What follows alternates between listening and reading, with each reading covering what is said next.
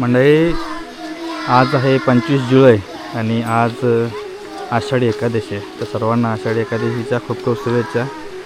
आणि आज तुम्हाला ही व्हिडिओ बघून आहे ना बालपणीची आठवण आहे मराठी शाळेतली.